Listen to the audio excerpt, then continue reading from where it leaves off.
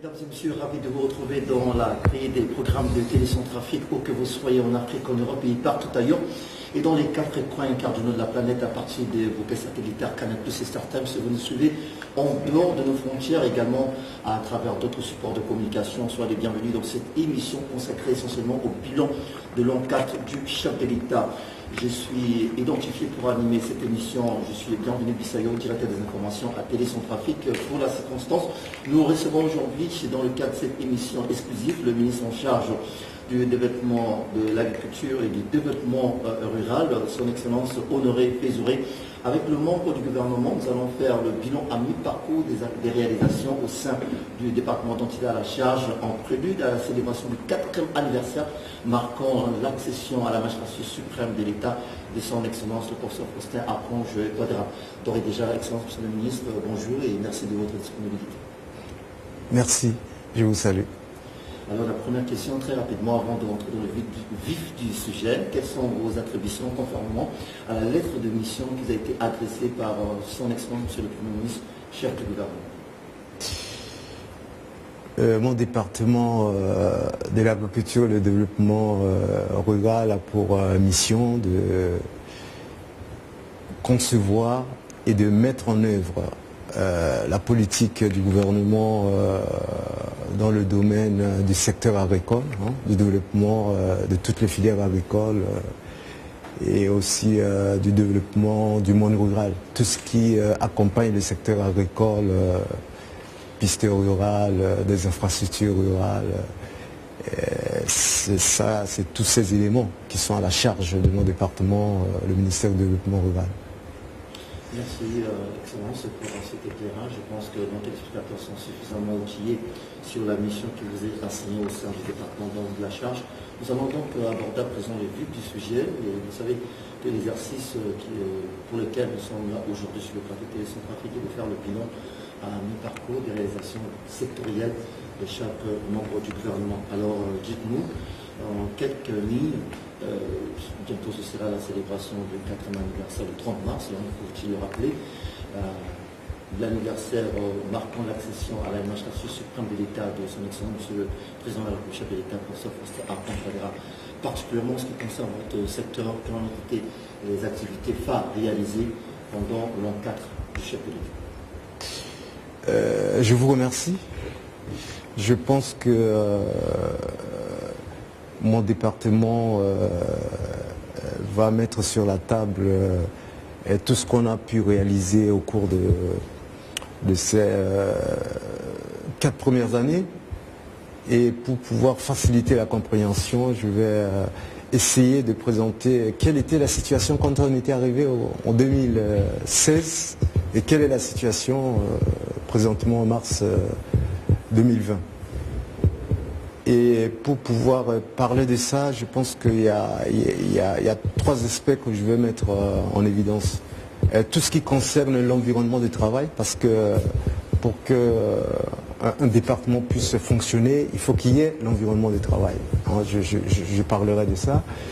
Et je parlerai aussi des réformes institutionnelles, parce que vous savez d'où on vient. La République centrafricaine était presque en arrêt en 2016 et il fallait remettre le pays en marche. Donc d'où nécessité des réformes institutionnelles. Et enfin, quels sont les projets opérationnels qui sont en train d'être mis en œuvre au niveau du département. Et tous ces 3 aspects, je signale qu'on travaille avec la vision du chef de l'État. Parce que le professeur Touadéra, c'est lui qui est élu par la population. Et donc, c'est lui qui donne les directives.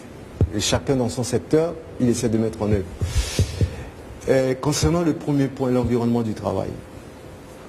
Quand on était arrivé au département, du point de vue des ressources humaines, il y avait un problème. On avait autour de 700 cadres, ingénieurs, techniciens supérieurs et assimilés, autour de 700, mais tout ce personnel était vieillissant. Et tout de suite, on avait travaillé avec l'appui du gouvernement, du Premier ministre, du chef de l'État, il y avait la stratégie de renouvellement des ressources humaines par le biais des intégrations. Et donc mon département a pu intégrer autour de 250 personnes. Et en tenant compte des départs à la retraite, on a autour de 1000 personnes qui travaillent maintenant pour le département, mais bien rajeunies, parce que c'est des jeunes qu'on avait. Et ça, c'est important de le dire. Et tout ce personnel sont mis dans une chaîne de commandement. Et on peut dire qu'au niveau du département, quand tu arrives là-bas, les tâches sont clairement définies. Tu sais tout de suite là où tu dois aller et qui doit prendre la décision. Et ça, c'est très important de le faire soutenir parce que c'est grâce à ça qu'on pourra piloter les activités du département. Deuxième aspect par rapport à l'environnement du travail, c'est les infrastructures. Je pense que quand on était arrivé, je vous assure que c'était crasseux le bâtiment. Les gens ne pouvaient pas, même des petits points comme les toilettes, ça n'existait pas. Il fallait arranger tout ça. Et ça a été fait. Avec ces hommes qui étaient mis en place, on a, au stade actuel, quand tu arrives au département, il y a plusieurs salles de réunion, il y a, je sais pas, une vingtaine de toilettes. Au fait, tout mon personnel est installé, chacun dans son domaine. Et ça, c'est pas seulement au niveau du département de Bangui, au niveau des provinces aussi. On a travaillé aussi pour que les infrastructures d'accueil soient installées. Et enfin, dans le domaine des environnements aussi du travail, c'est important de le dire, c'est les moyens roulants. Parce que vous savez, au niveau de l'agriculture, on travaille sur le terrain, c'est comme dans le cadre de l'armée, il faut avoir l'arme. Et nous, en agriculture, c'est les moyens de travail. Moyens roulants à 2 roues et moyens en véhicule. Et quand on était arrivé, si on veut réaliser des missions sur le terrain, il faut aller auprès des partenaires pour négocier des véhicules. Et dans le contexte où on est, sans me tromper, on a environ centaines de véhicules qui sont là au département et même au niveau des provinces, nos directeurs régionaux, ils commencent à avoir des véhicules en 4 roues. Et ça, ce ne sont pas des détails. Tout ce que je viens de vous dire, ce ne sont pas des détails. Pour arriver à ça, il fallait la vision du chef d'État, le professeur Touadéra, il fallait l'appui du gouvernement à travers le Premier ministre, de tout le gouvernement, pour qu'on puisse bâtir tout cet environnement du travail. Ça, c'est le premier point. Maintenant, comme je vous l'avais dit, comme le pays, le département était dans un état de convalescence, il fallait remettre en marche. Et donc, dans ce domaine, il y avait plusieurs réformes institutionnelles. Le premier que je voulais mettre à la disposition du public, c'est l'Agence centrafricaine de développement agricole, parce que c'est la première structure qui a en charge le conseil au milieu paysan, le suivi des litiges techniques, c'est l'agence qui s'occupait de ça. Et quand on était arrivé, justement, il s'occupait de 3 régions, parce que la République centrafricaine dispose de 7 régions administratives. Donc il y avait 3 régions qui étaient dotées d'un dispositif de l'ACDA. Et on a travaillé, il y a eu des réformes des textes, des statuts pour que cette agence puisse s'occuper de tous les territoires centrafricains. Et donc, et avec aussi l'intégration des jeunes dans la situation actuelle, l'ACDA, tu le trouves dans toutes les préfectures. Et on continue à travailler pour que, au lieu que ça reste au niveau des chefs-lieux et des sous-préfectures, qu'on puisse atteindre les communes. Aussi, en matière d'agriculture, les semences agricoles sont très importantes. Et là, on a aussi travaillé sur l'ICRA. L'ICRA qui au début était cantonné dans un bureau au niveau de Bangui, maintenant il a son siège au PK10. Et les stations de recherche à travers le pays qui ne travaillaient pas, pour le moment on en a 5 qui sont opérationnels. Dans chaque centre de recherche on a environ 50 hectares qui sont mécanisés avec des tracteurs et ils produisent des semences. Et là c'est un point important aussi à mettre sur la table parce qu'en 2016 ça n'existait pas. Et tout de suite pour les semences, avec la production des semences, il fallait mettre en place une structure de contrôle des qualités des semences. Et là aussi, le gouvernement, par le biais de mon département, a créé un office national des semences qui est déjà opérationnel, qui travaille pour vérifier les semences qui sont à l'importation ou celles qui sont produites sur place au niveau de l'ICRA. Et on parle aussi de l'ERCCPA.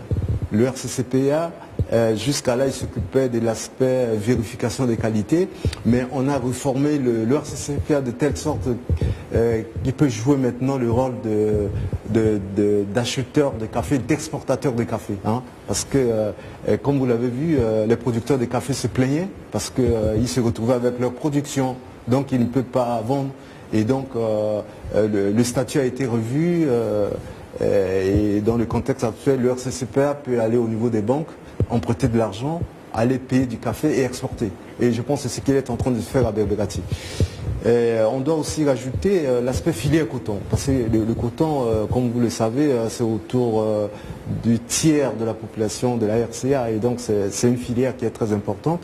Et quand on était arrivé, presque les usines étaient en arrêt, hein, même celle de Boussangoa. Et quand on était arrivé, les dettes des producteurs étaient dans les environs de 1,4 milliard.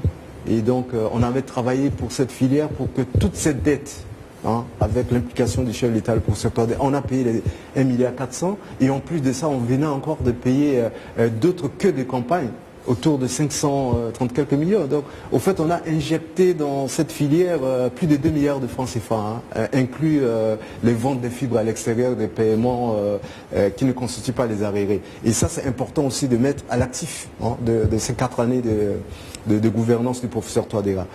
Un autre aspect aussi qui est très important à mettre sur la table, c'est la filière maïs. Vous savez, dans ce domaine, il faut le partenariat public-privé parce qu'il faut qu'il y ait une structure qui rachète le maïs. Et là, le département travaille avec Usaka, qui a une maïserie d'une capacité de 20 000 tonnes de maïs farine. Et donc, en ce moment, depuis l'année dernière, on travaille pour la mécanisation de cette filière-là. Et donc, pour ceux qui l'ont suivi un peu sur les médias, sur la piste Mbaiki, la piste Boali, d'ici peu de temps sur la piste d'Amara, il y aura l'intervention des bulldozers pour défricher les parcelles et puis il y aura des tracteurs pour préparer les lits de semences, c'est ce que vous voyez. Et donc ça aussi, ça n'existait pas en 2016. Hein. C'est maintenant qu'on est en train de mettre en marche. Et je parlerai aussi de la filière cacao.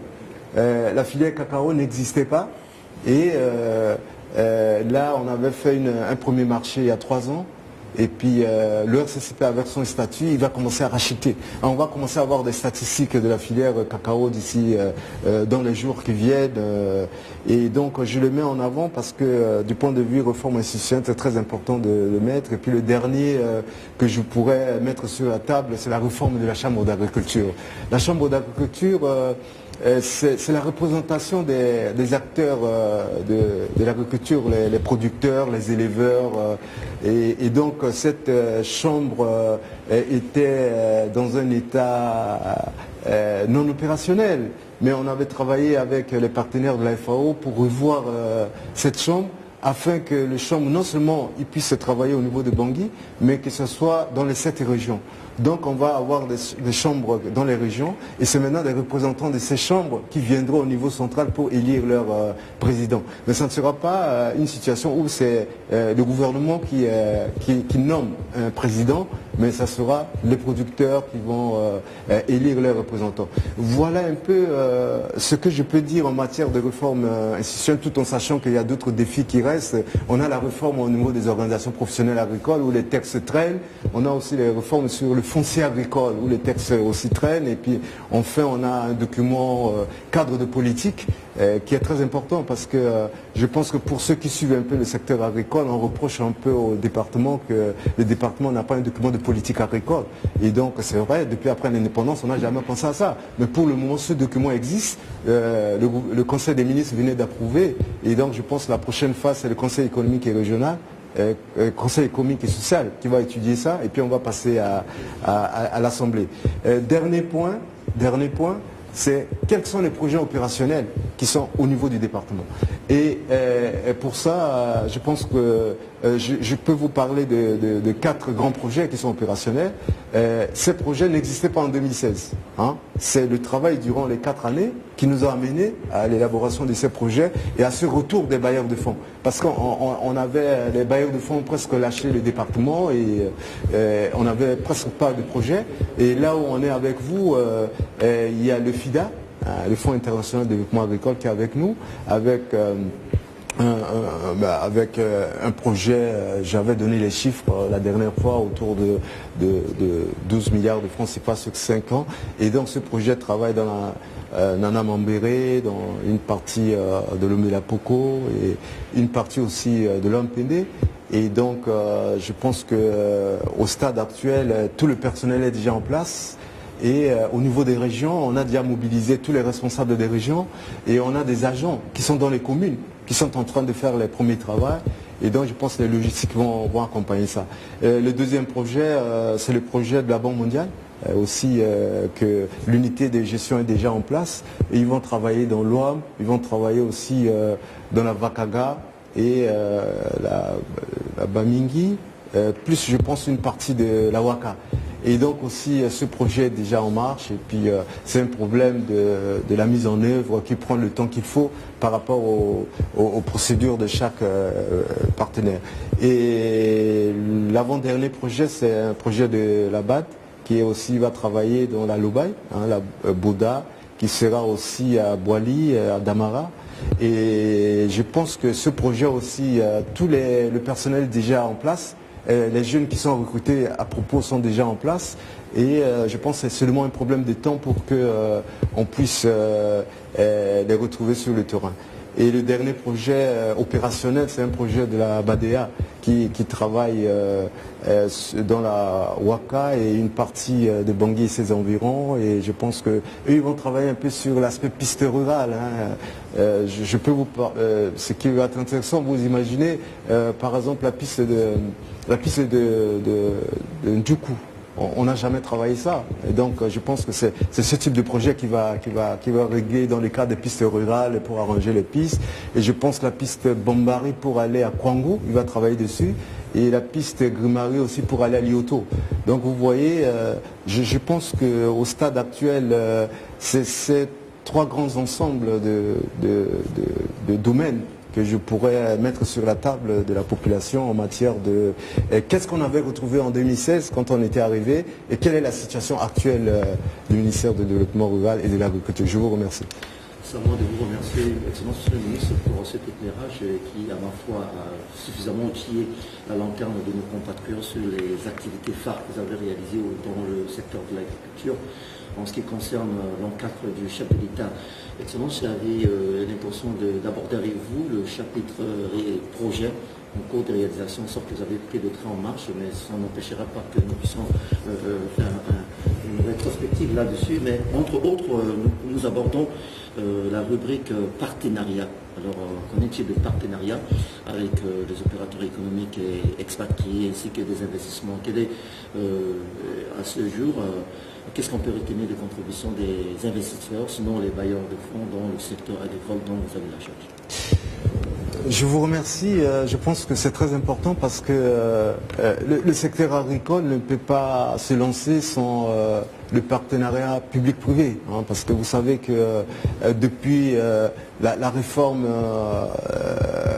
avec les partenaires internationaux au niveau de notre secteur, le secteur n'intervient pas sur l'aspect production. La production est du domaine des privés. Et pour pouvoir lancer cela, il faut qu'il y ait un partenariat.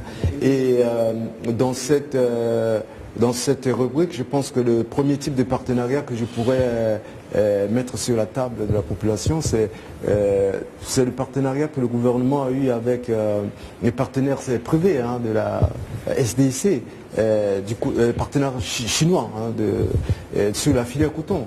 Et donc je pense que ça, on avait trouvé ça en marche, mais ça consistait à l'installation d'une usine d'égrenage d'une capacité de 40 000 tonnes à Boussangwa. Et en contrepartie, toute la production qu'on devait recevoir de cette usine devait être rachetée par ses partenaires et pour que les partenaires puissent récupérer leur investissement. Et donc on est encore avec ce contrat, on continue à travailler avec ces partenaires. Et le deuxième partenariat qu'on avait eu durant les 4 ans, c'était avec les partenaires de Géocoton qui sont français. Ils devront s'installer à Gifa. pour pouvoir aussi, par analogie à ce qui s'est passé à Boussangwa, installer une nouvelle usine et puis s'installer là pour la filière. Et je pense que tout ça, ça n'a pas été mis en œuvre parce que l'aspect sécuritaire aidant et donc c'est avec l'accord de Khartoum qu'on pourra reprendre mais ça existe, ça reste encore valable. Et on avait aussi eu un partenariat avec les Thaïlandais qui étaient arrivés. Ils s'étaient même s'installés entre Galafondo et Sibut pour pouvoir aller dans la filière des plantes pharmaceutiques et installer une usine de fabrication des produits pharmaceutiques et aussi ce partenariat est encore en veilleuse et avec les Américains on devait aussi avoir ce même type de partenariat dans la Loubaï, dans les environs de Centrapal et donc aussi ça c'est aussi en veilleuse parce que vous savez que les partenaires privés quand ils viennent dans un pays, c'est en fonction de l'aspect sécuritaire du pays ou en fonction du contexte du pays qu'ils peuvent se mettre en marche ou non. Et donc nous, on a été victimes. Le secteur agricole a été victime de l'aspect sécuritaire du pays. À chaque fois qu'on veut démarrer un partenariat et qu'il y a un problème de sécurité, les partenaires se retraitent. C'est tout à fait normal. Les gens ne peuvent pas venir investir et puis dans un contexte où ils ne sont pas sûrs. Et pour le moment, le dernier que je pourrais mettre sur la table, c'est le partenariat avec l'ISACA. Parce que l'ISACA, bon, c'est une entreprise centrafricaine, parce que il est installé dans le pays. Ça fait plus de 30 ans. Et donc, eux, comme je l'avais dit quelque part, c'est par rapport à la filière maïs. Donc, on est en train de mécaniser la filière maïs parce qu'on a en face, on a la commercialisation qui est déjà réglée. Parce que dès que les agriculteurs vont produire, ils viendront racheter. Et je pense qu'avec eux aussi, on va travailler avec les palmeraies villageoises. Vous voyez, non parce qu'en matière de l'huile dans le pays, on importe l'huile à plus de 80%. Et donc, il fallait assurer la promotion d'une production locale. Et c'est vrai qu'ils ont leur agro-industrie de palme d'or, mais ce n'est pas suffisant. Et donc il fallait travailler avec les paysans qui sont dans les environs, ouvrir des parcelles mécanisées pour que chacun puisse avoir 1 hectare, 2 hectares, 3 hectares. Et cette entreprise sera là pour racheter les produits et puis contribuer à la réduction au fait de la quantité de l'huile qui sera importée au bénéfice de la RCA. Excellence, Monsieur le ministre, le secteur agricole reste un secteur productif très important à l'heure de la relance économique de la République centrafricaine. Est-ce qu'en quelques mots, vous pouvez nous dire quelle a été la contribution de votre secteur pour la relance effective de l'économie nationale? Je pense que avant les événements, avant qu'on puisse connaître la crise en 2002, le secteur agricole contribuait au produit national brut à hauteur de 45%. Et ça, c'est les chiffres de 2012. Et quand on était à 2013, avec la crise, je pense que ça, c'est tous les secteurs qui avaient pris un coup. Et donc, ce secteur est revenu à hauteur de moins de 20% dans la contribution à la richesse du pays. Et après, on avait une reprise. Depuis 2016, on a atteint 30%.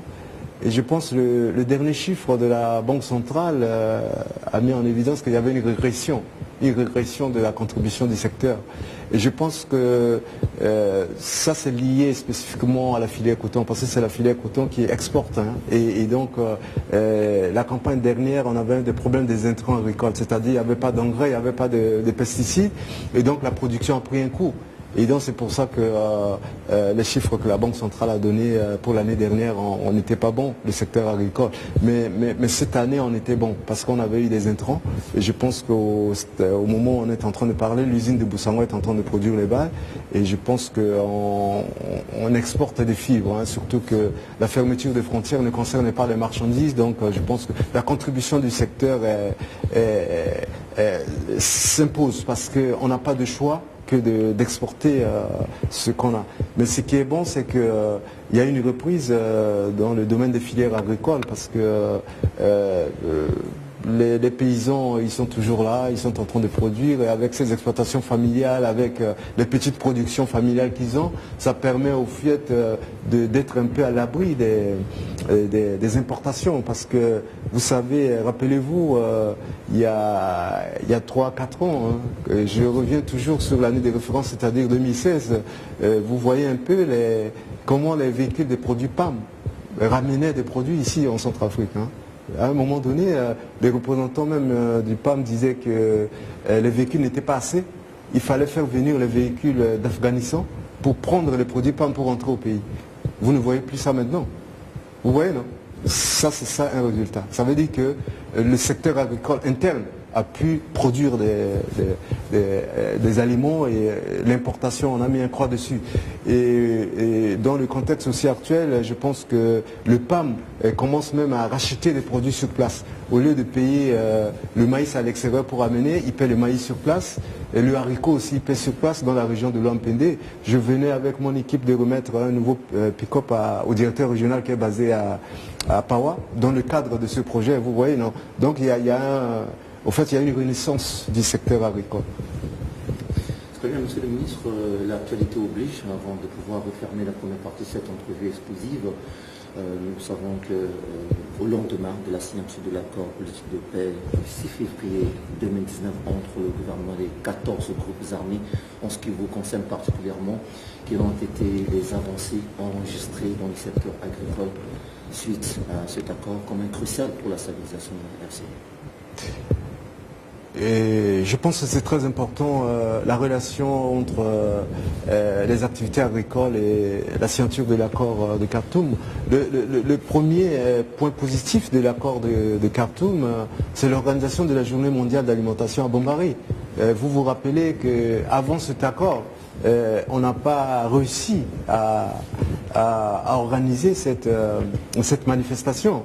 Bien que le gouvernement avait investi pour l'ouverture de l'accessibilité, hein, l'axe Sibut-Bombari, hein, et le gouvernement aussi a investi pour les bâtiments administratifs dans la ville, l'électricité, l'eau potable, tout était fait, mais on ne pouvait pas aller pour la manifestation.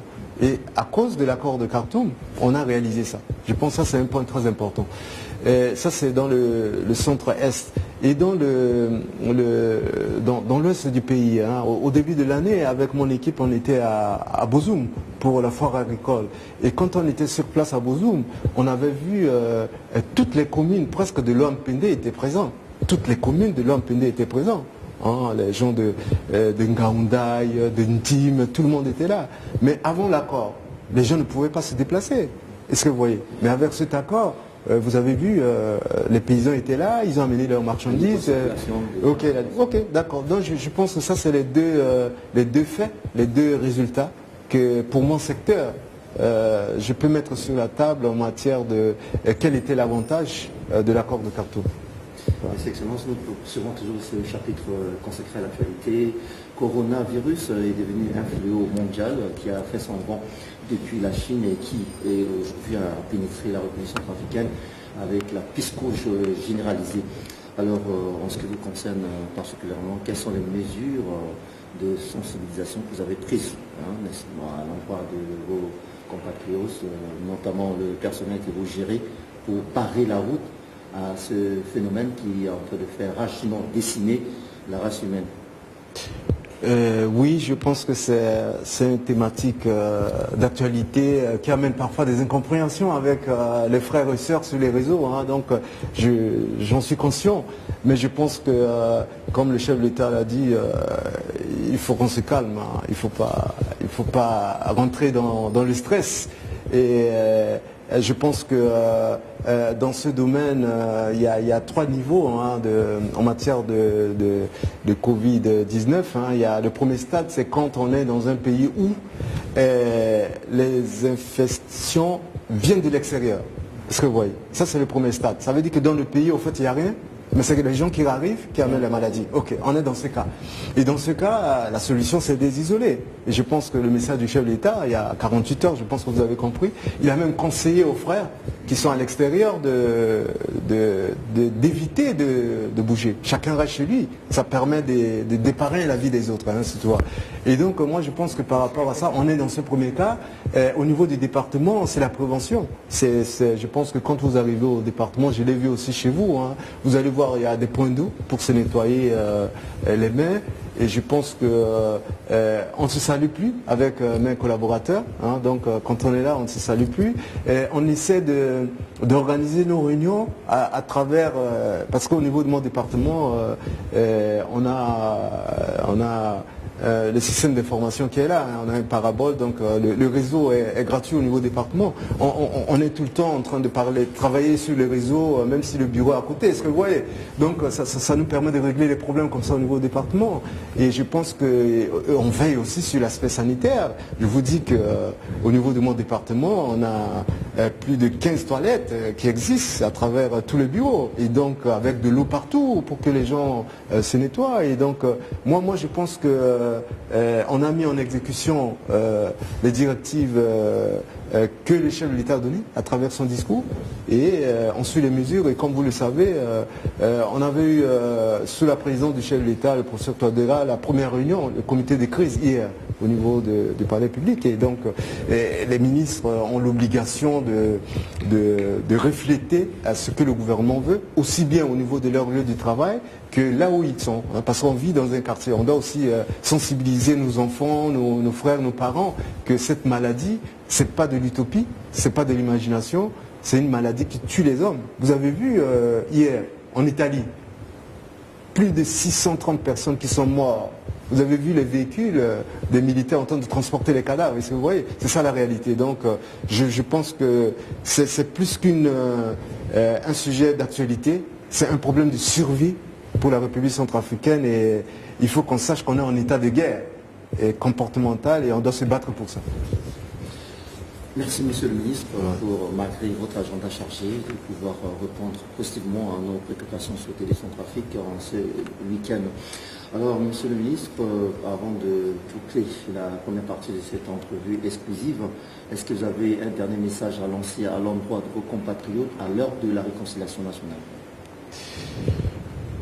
Mon message, c'est que on est sur la bonne voie.